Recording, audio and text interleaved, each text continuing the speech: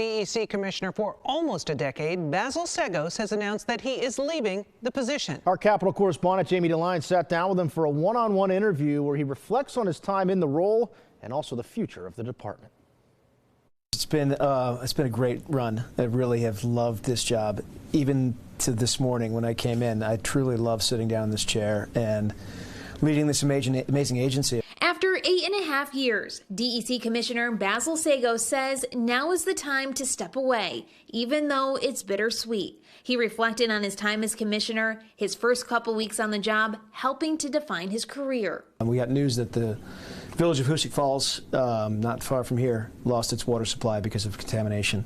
And that hit us like a freight train, of course. When a village loses its water supply to pollution, that puts us all on this kind of war footing, which is what we had to get onto. And it was 4,000 people that needed help right away. He says during that time, DEC performed like a plumbing company, installing over 800 treatment systems in homes. That, to me, it was trial by fire in this agency, dealing with a high-profile issue like that, and ultimately using the lessons to help guide me as a commissioner for years to come. Another proud achievement was growing the agency following staffing cuts in the early 2000s.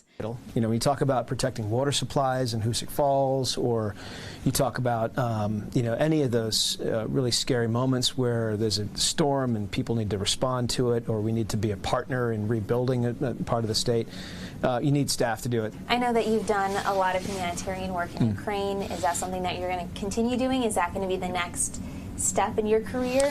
It's absolutely something I continue doing. I have to balance, obviously, my family, right, with the dangers and risks of being over there and active, but I'm doing a lot now, just my own private free time. I do a lot to keep that ball moving forward. He plans on leaving DEC once the state budget gets passed in April. After that... So, secret, my first job is going to be to take time off. Reporting in Albany, I'm Jamie DeLine.